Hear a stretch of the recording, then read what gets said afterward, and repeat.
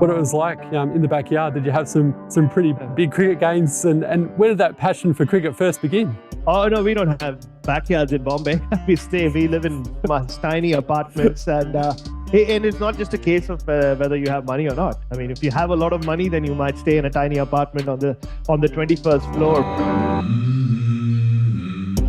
Hey guys, before we start today's episode, a big thank you to the Southern Slugs and their support. It's been amazing the last 18 months. And speaking of the Southern Slugs, there's a great event happening next year over the June long weekend. It's called the Bali Masters. There's over 35s, over 45s and over 55s men's and open women's. And they're all playing over there the June long weekend. So check out the Southern Slugs Football Club for more details. And they're sending SA teams over there. So it should be a lot of fun. Get involved. Well, he's a man that everyone knows, those luscious locks that I'm very jealous of, the outlandish outfits. Of course, he's a writer for Cricket Buzz, and you can hear him on SEN as well. And yesterday I saw him on the ABC. He does the media rounds everywhere. And of course, how can we forget the Mitch Johnson show as well that he's the host of? Bharat Sundaresan, great to have you on Sports Legends with Bevo. Oh, my absolute pleasure, Bevo. It's been a while. It's been in the making for a while, so I'm glad I could make it.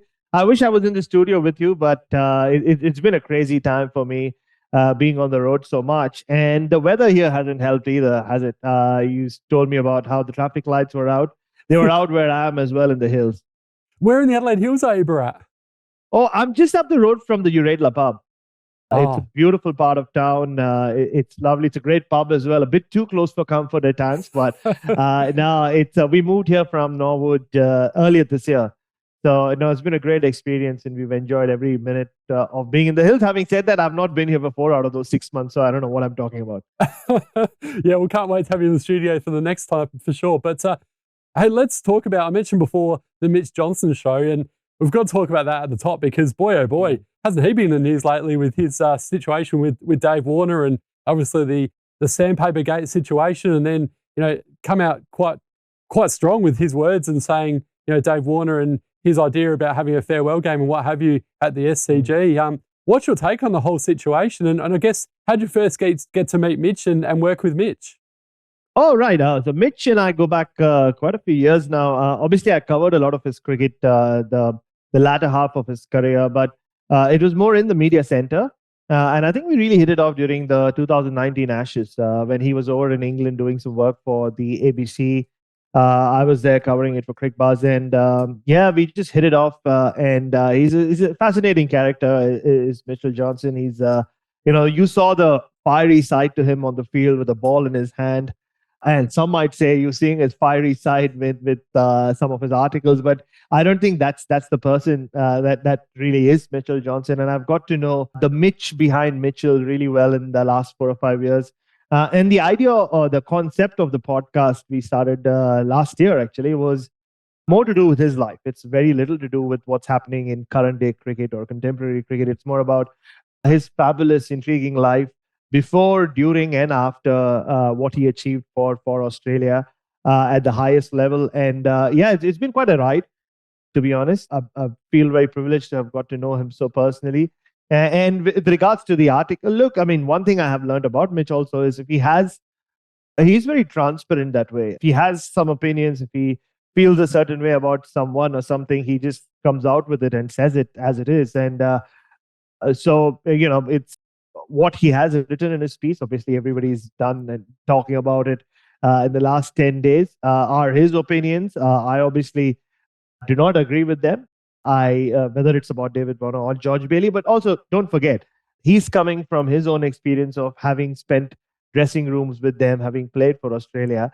I come from a more neutral perspective of having watched these guys from up close perform, and also George Bailey, what he's done for this Australian team is incredible alongside Andrew McDonald and everyone else. But that was Mitch's opinion. He put it out there. I don't think he deserves to be villainized the way he has been in some circles, but could he have written it in a different way? I mean, that's up to him. He came on our podcast and we had to talk about the article. He said that there were certain elements of it he would have changed. But again, I mean, that's his prerogative. And that's the thing with words. Once you put them out there, you have to own up to them, which is what Mitch has done. So you can't hold that against him. Yeah, and your take on the situation as well, because obviously, the sandpaper gate happened quite a while ago now. And that was sort of Mitch's biggest thing is that, does he deserve to be known as this hero, David Warner? I'm talking about, of course, and giving him this farewell. Obviously he's had a great career, but that sandpaper gate really has tarnished it, hasn't it? Only in Australia and only in a large sections of Australia, though.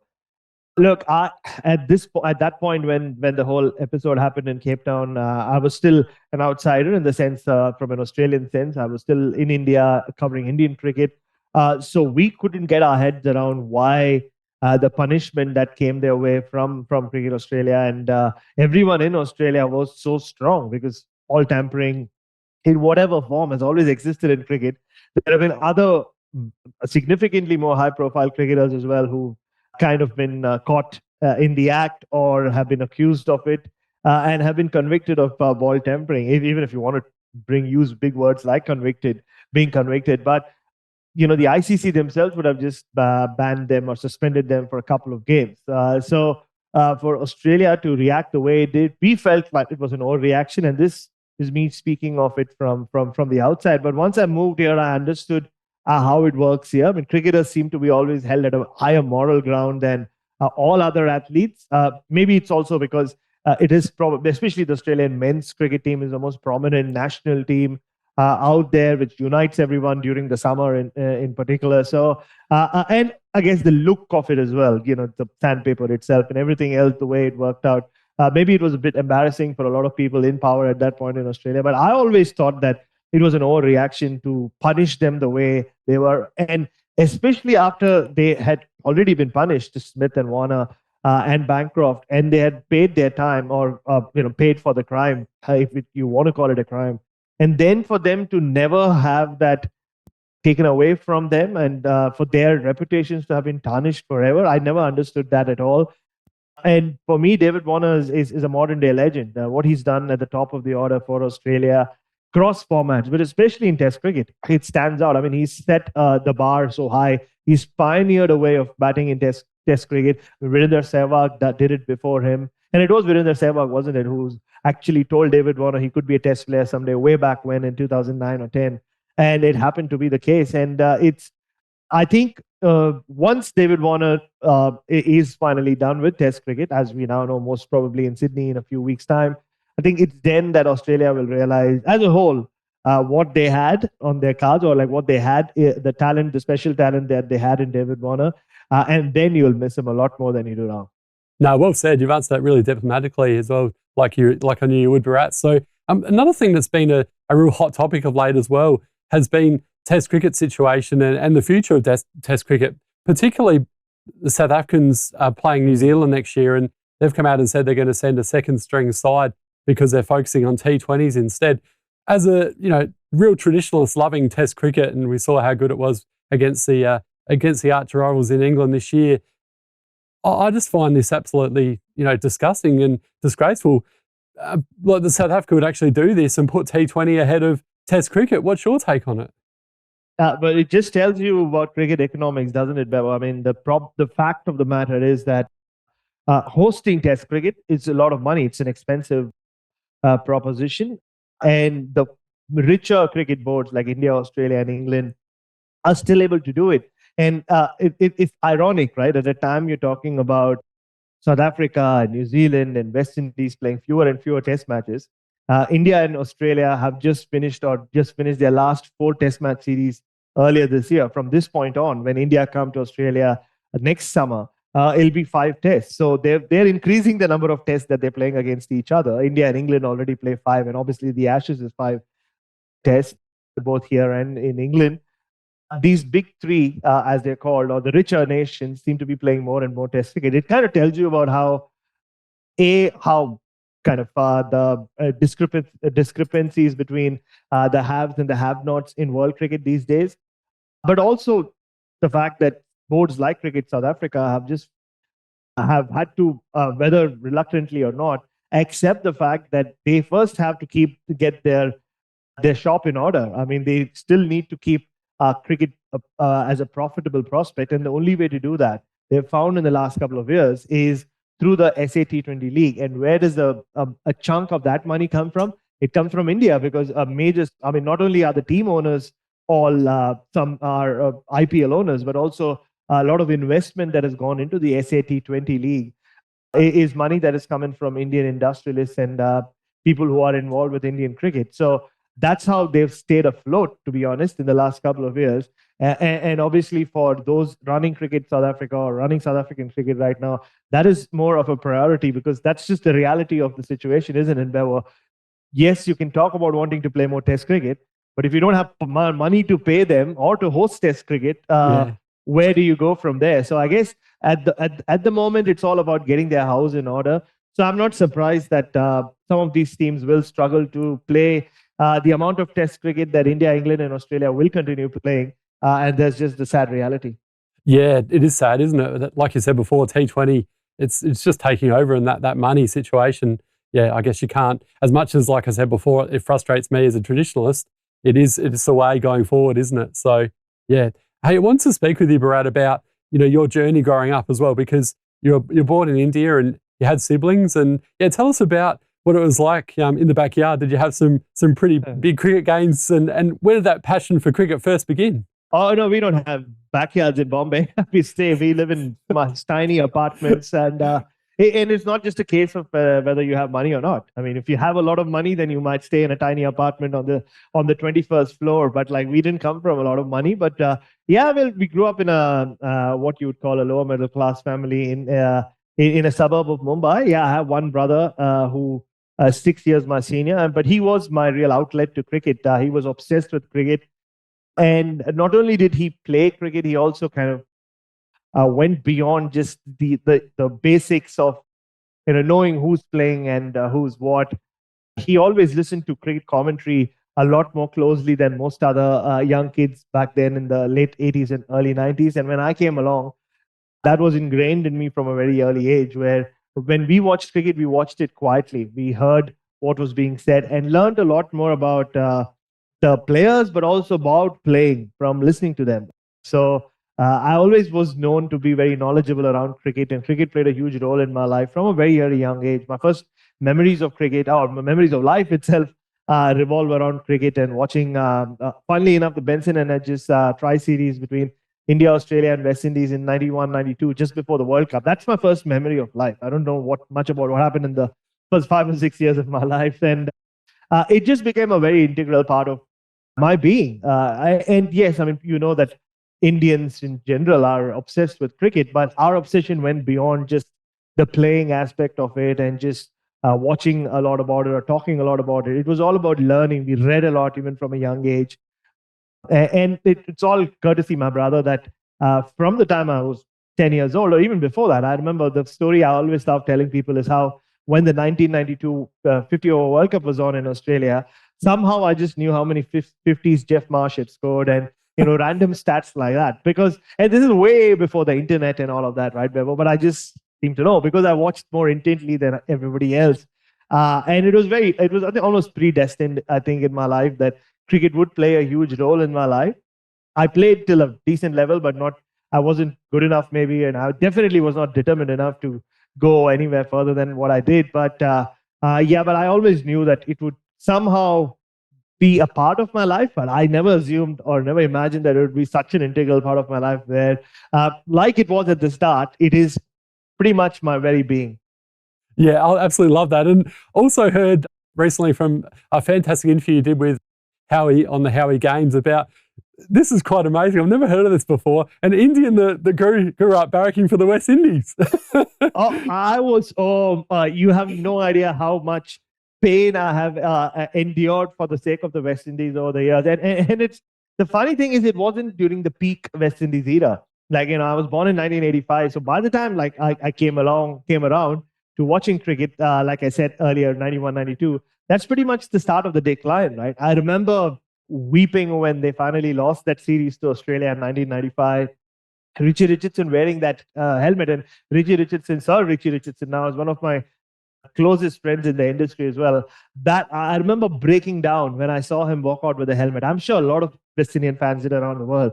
But for a young, 8, 9-year-old kid in India to do that, it kind of told you how much West Indies meant to me. And I'll never forget 1996 when they lost to Kenya. My parents were good enough to not let me go to school because it was everyone who knew me knew, cricket is, I mean, if you have any doubt about cricket, go to him. But secondly, they also knew that I was obsessed with West Indies cricket. So I got beaten up a lot at home because I always was like, barracking for the West Indies. If Lara made 100, I was punching the air. If Tendulkar got out, I was celebrating at home, especially if it was against the West Indies. Eventually, my mother came through and said, no, we need to keep this kid safe. So we grew up in a 2-room house. So they made sure somehow to get a smaller TV for the other room so that I could sit and watch the West Indies India games by myself for my own safety. And I'll never forget the 1996 World Cup semi-final. I still give Richie Richardson grief for having given Courtney Walsh the strike in that last over. And Damien Fleming, my SEN colleague and obviously a former Australia great, he bowled that beautiful over to the West Indies and got rid of Courtney Walsh. And I I used to wear spectacles back then, glasses, chucked them at the TV, cracked the TV screen, got into even more trouble. So I did everything and everything else for the West Indies. I always wanted to grow up and play for them. But it was weird when I think back to it, how people gave me a lot of grief when they lost. But I'll never forget the morning after Brian Lara chased down that famous run chase in Barbados when he made 153 not out. People were at my doorstep with sweets, like I had done something great, and it was weird. Like I was like this West Indian kid growing up in Bombay. So no surprises that once I did become a cricket journalist, I've been there thrice, and I got to know a lot of the West Indian cricketers really well, especially of the slightly previous generation, not just the Richie Richardson era, obviously, but the Bravo, the Pollard, and the Chris Gayle era. So yeah, it was, like I said, like a lot of things in my life, even that seemed to be predestined. So in the World Cup, we recently had that recently. We'll talk about the actual final in a moment, how good that was. But Australia, West Indies, and India are playing in the World. Well, actually, West Indies did make this year's ODI World Cup final series. But do you barrack for India, West Indies, or Australia now, Bharat? Oh, I've never barracked for India. That's the thing. No wonder I was in a hurry to get out of there. I don't know. I always had to think because my brother and my father gave me so much grief for supporting the West Indies against India. They kind of pushed me to the other end where I always seem to support the other team except India. I got into a lot of trouble because of that. Honestly, I was taking a huge risk. So, but I guess honestly, I really don't barrack for any team to that extent. Especially after you've been doing or been a journalist, a cricket journalist for a long time. Like this is my 16th year doing this. I worked for a newspaper in India for 10.5 years covering Indian cricket. I think it's more about you kind of get immune to it. Some people still continue being fans of a team or particular teams. But to be honest, when Australia won the World Cup final, Bevo, and Ahmedabad, I was happy not because Australia won or India lost.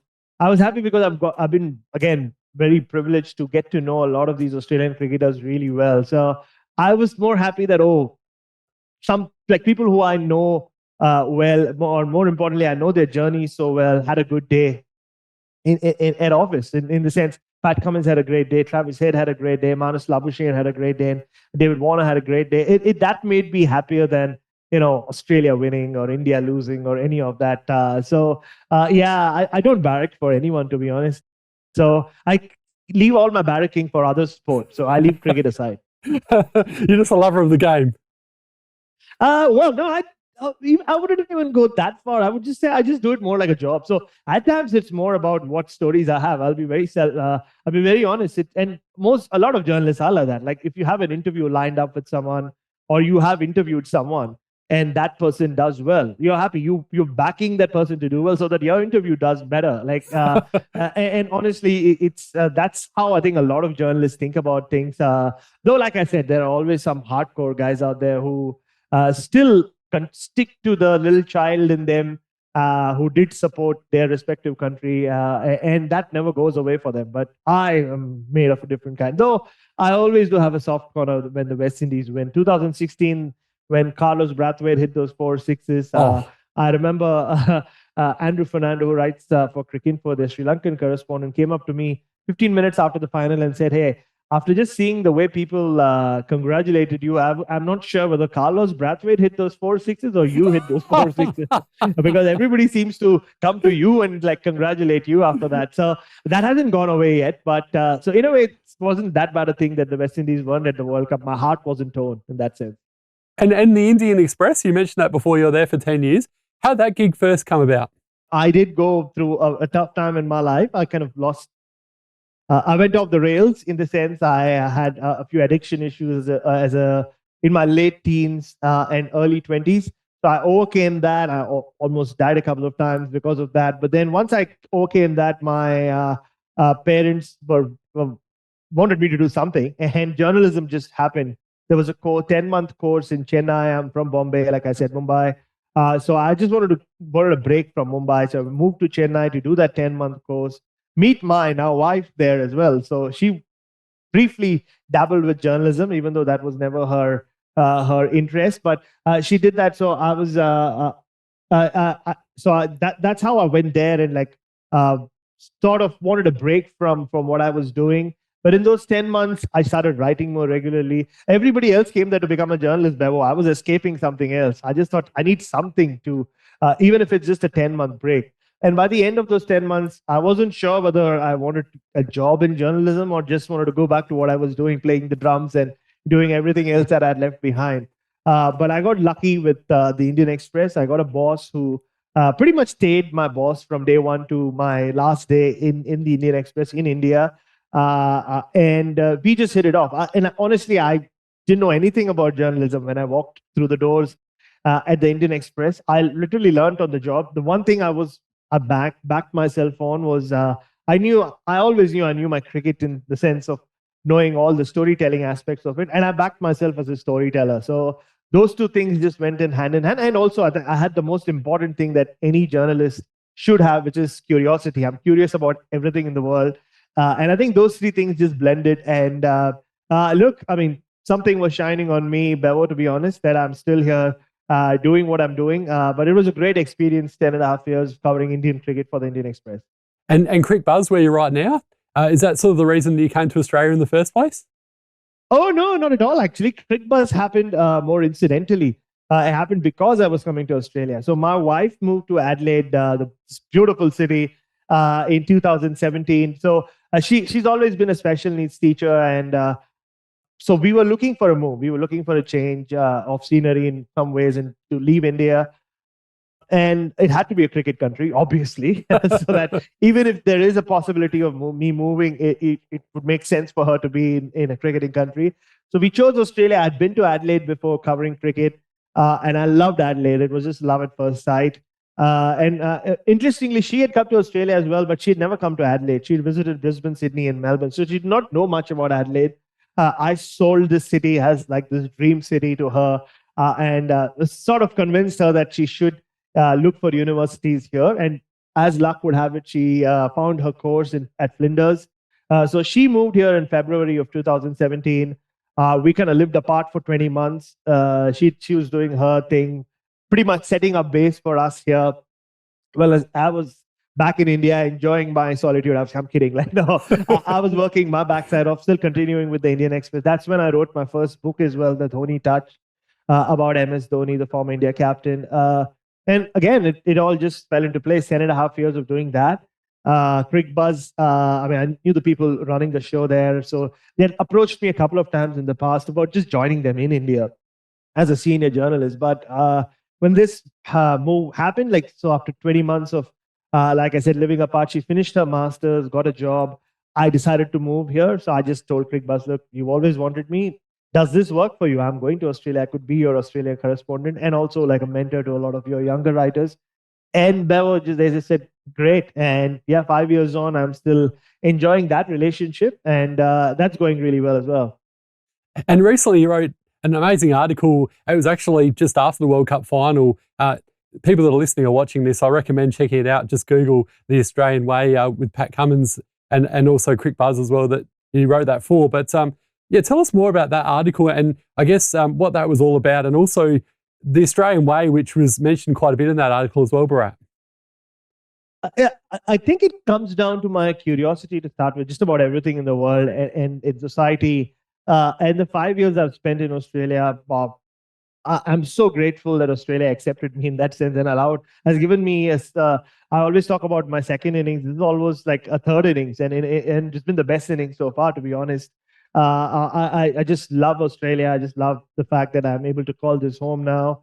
And and having said that, I've been privileged enough to travel around the country a lot, speak to people from different aspects of society, people from different generations, and I have friends of all ages, of all genders, and of all castes and creeds and everything else in Australia. And I've just been fascinated by the mindset of Australians and how it's changed and how the country is changing, the rapid rate at which it's changing, even though some things stay the same.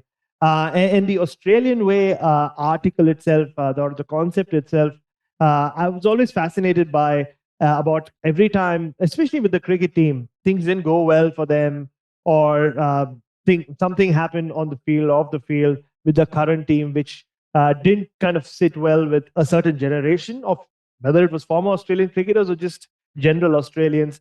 The two expressions that were always used was A, the Australian way, and the other one, the un-Australian. Like it happened a lot during the Ashes, when just because Pat Cummins had a man on the boundary at sweep a cover, automatically everybody started saying that's un-Australian, that's not what Australians do.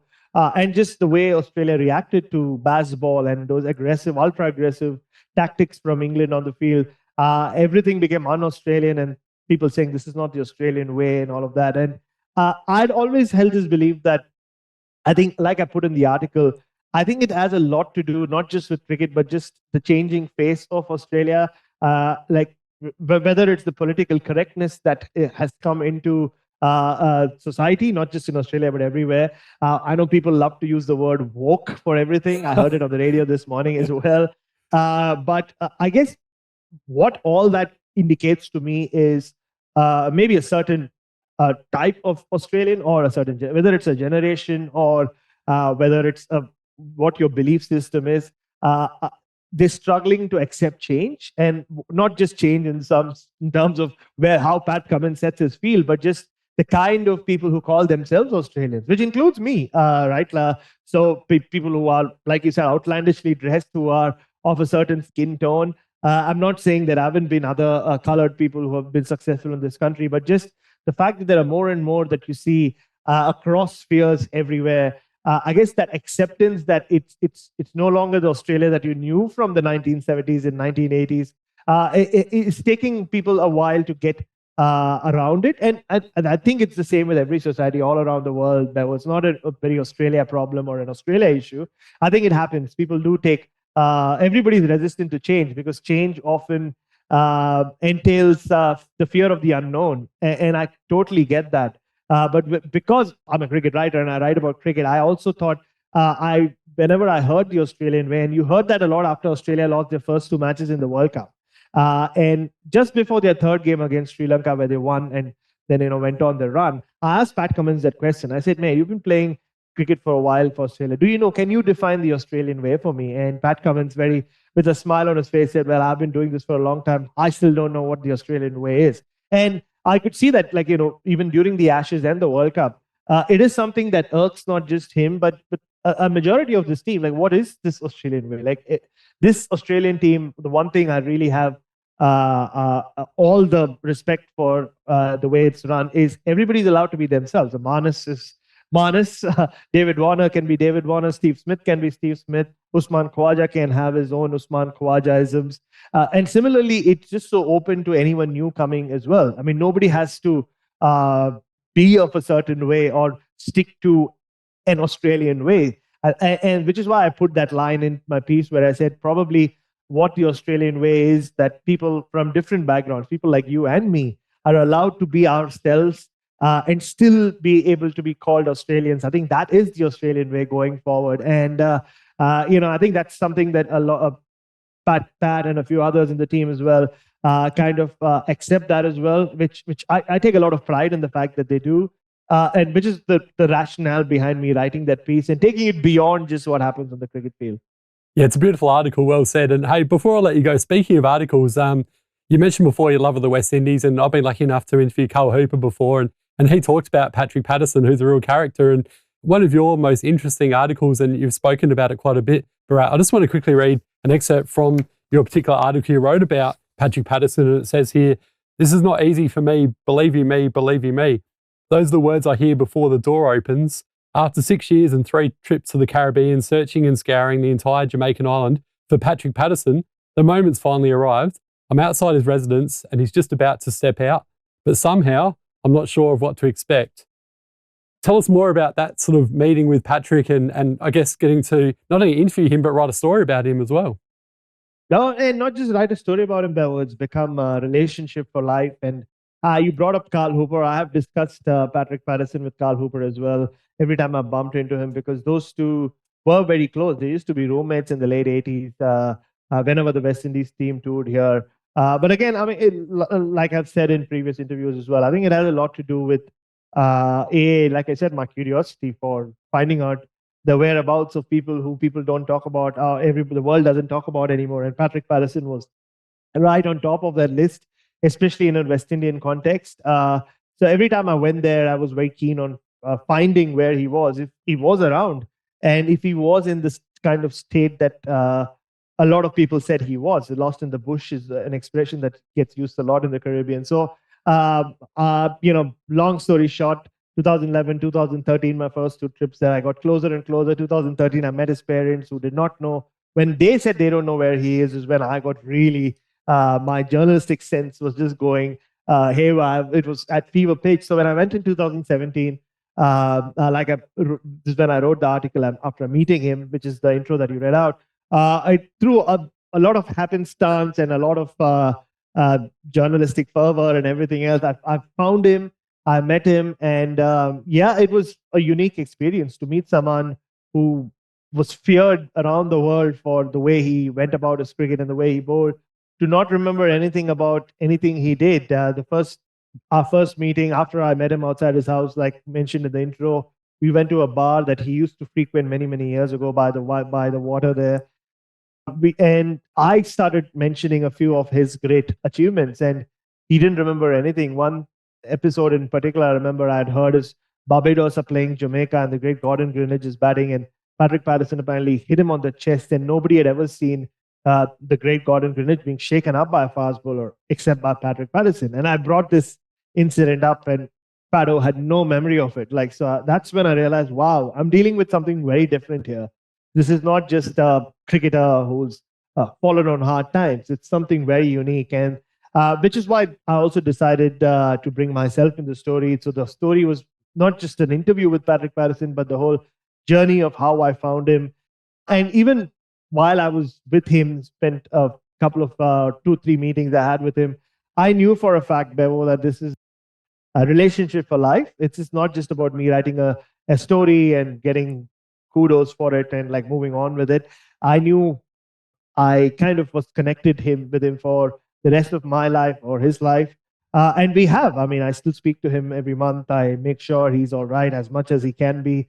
He's still not doing very well, unfortunately. I'm still grateful for everyone who contributed to the GoFundMe. It allows me to kind of support him financially to an extent, as much as I can.